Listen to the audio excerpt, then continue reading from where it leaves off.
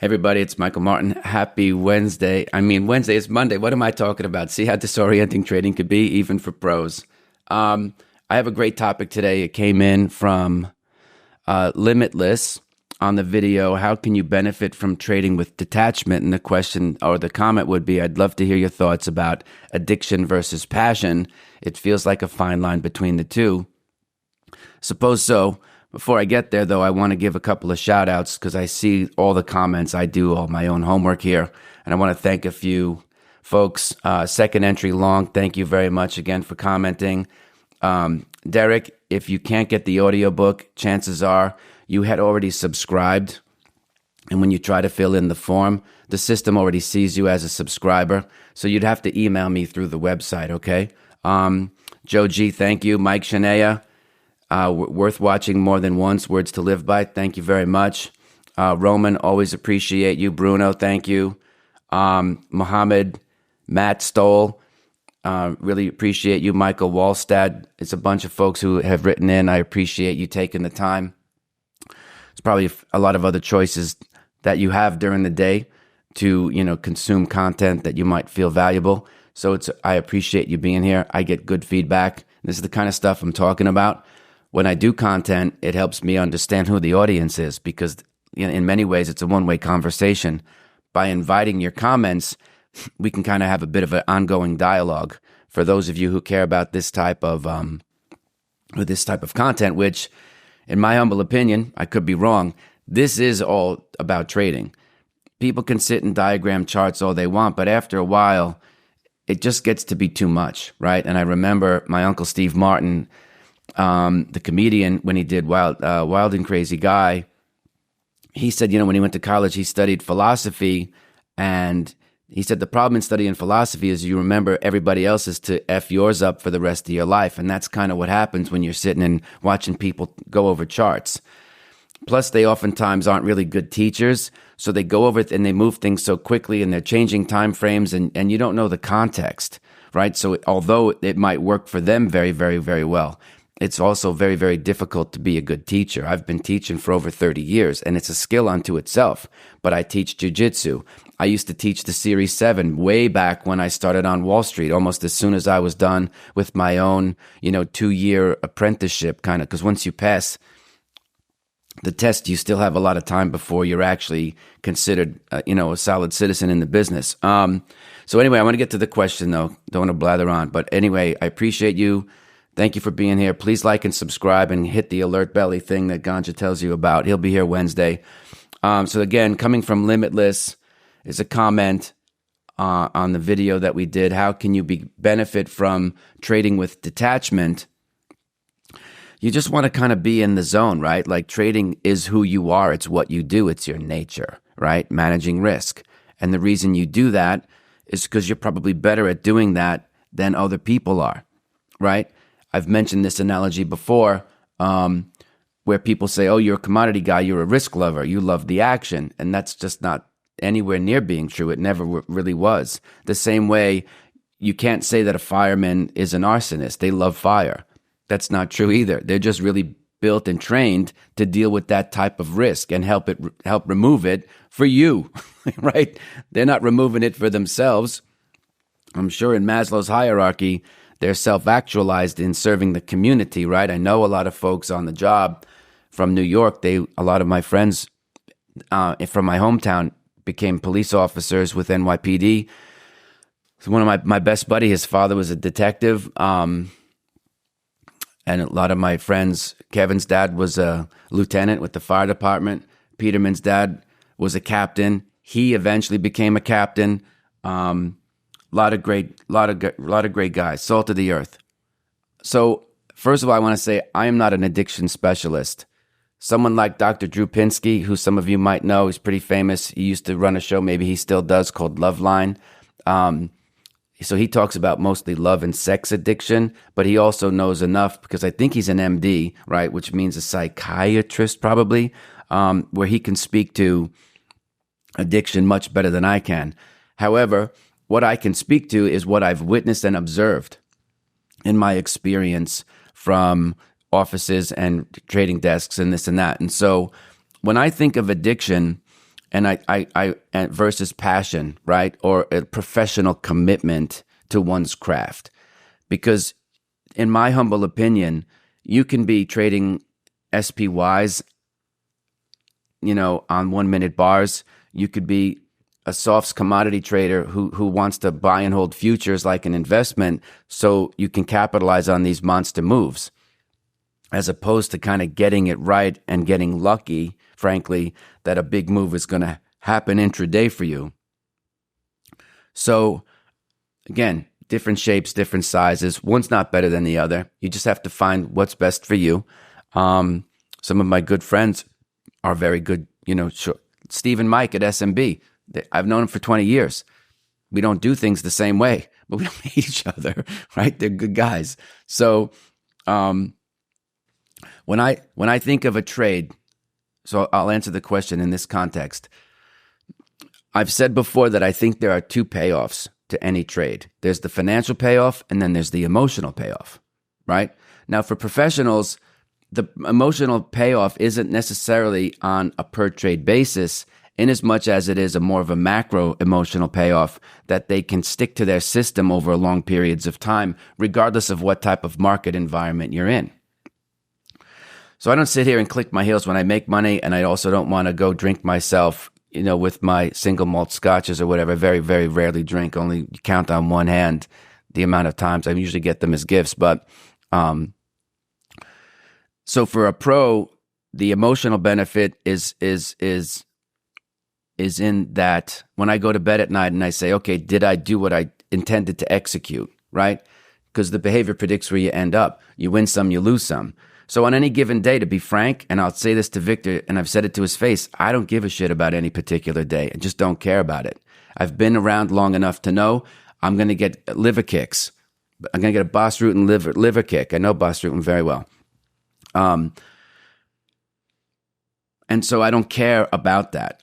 Also, as a circuit breaker, I know that there's not any one particular day that's ever going to put me out of business. And I've been caught offer limit down in cattle when Mad Cow hit the tape. So I've survived 9/11. I've survived everything, right? So that gives me solace in knowing that tomorrow's another day. I know what I'm doing. I have phenomenal instincts, good systematic rules. I just got to follow those rules. Powerless over the outcome. The way I kind of intentionally work too is by doing this show, right? And giving back to the community. Because I didn't have something like this when I needed it most. And so my promise to the universe was I'm going to do a show like this. Or before, listen, this is before YouTube. I said to myself, I'm going to try to find a way to give back to the community to help the people that might be like-minded with me, for example, and needed that type of help on the trader psychology, emotional intelligence, that angle of it, which to me is 80% of the game.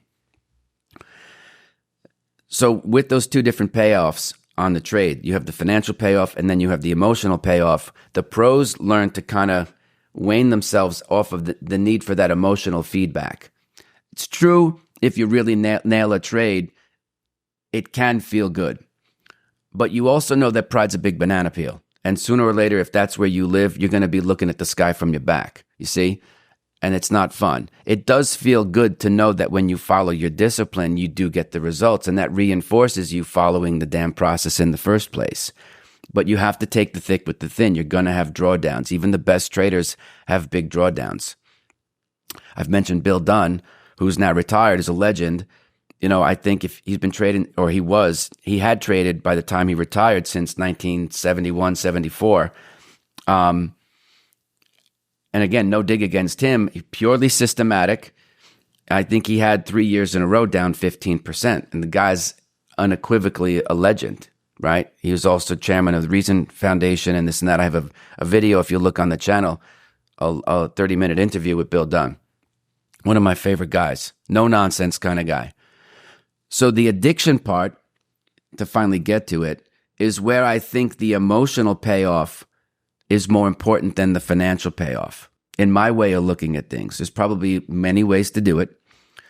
And so the potential for financial gain or loss is really just the vehicle to get to the feeling of the emotional win, right?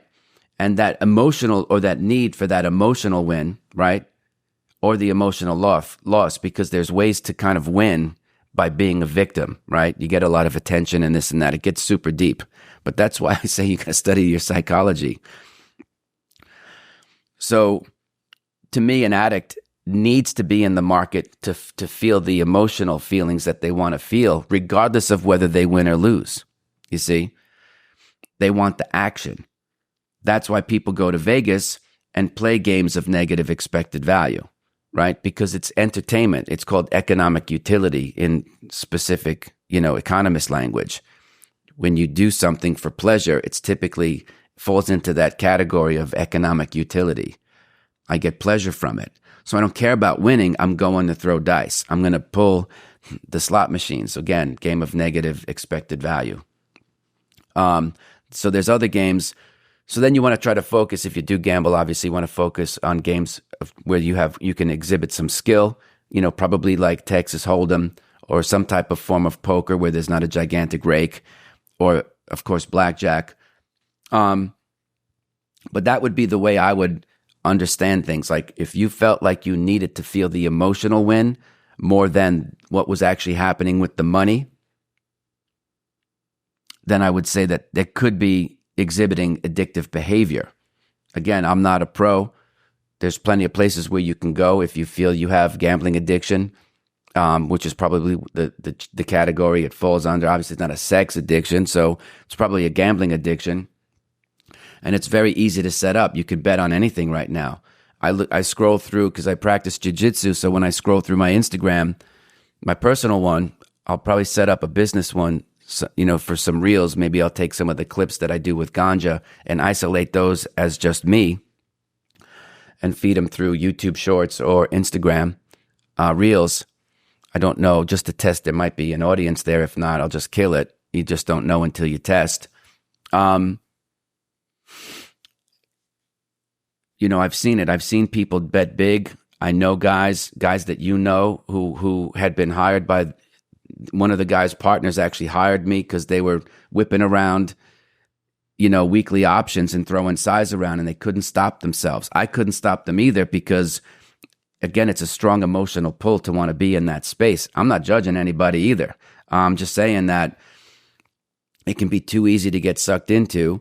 I found that there were people who were super smart and they went on tilt because they needed the emotional feedback, right? Because they didn't see the financial one and they equated their intelligence with making money. And when that didn't manifest, at least with the frequency and or the size that they wanted, the emotional size became overwhelming. Meaning the emotional payoff for that particular trade or a string of trades within a certain window, and that makes people go nuts. And even if they're not addicts, they can go on tilt, which to me is like a short-term addiction, infatuation, if you will.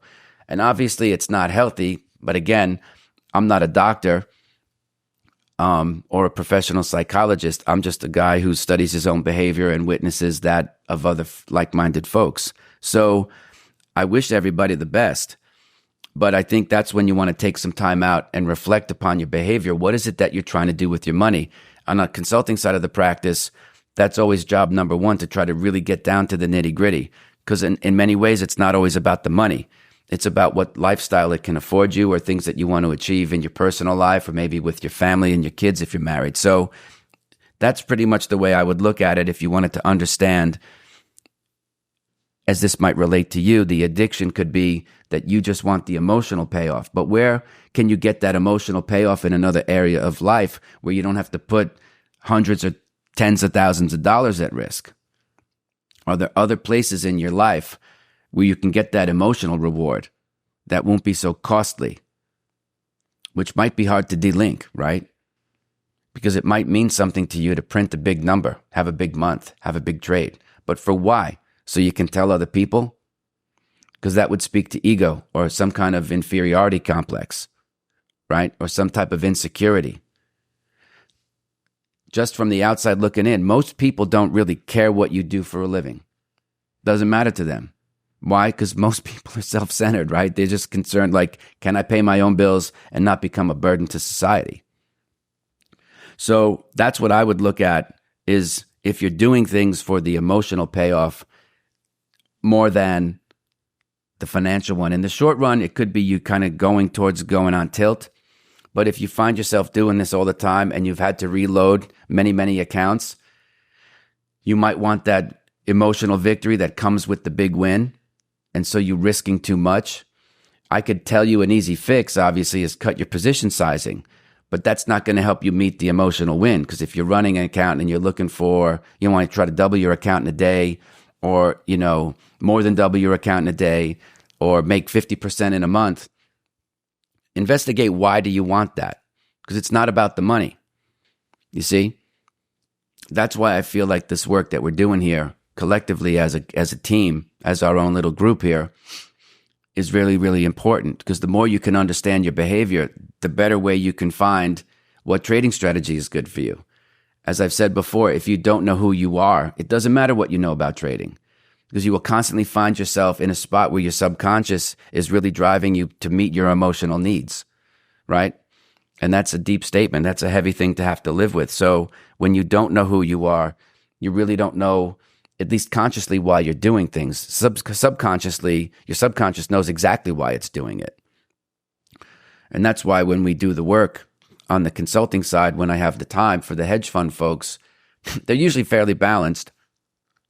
But it's to really get to the bottom of their behavior. Where has this shown up in the past, right? So you look for patterns, because I believe we all we have emotional systems that we're running.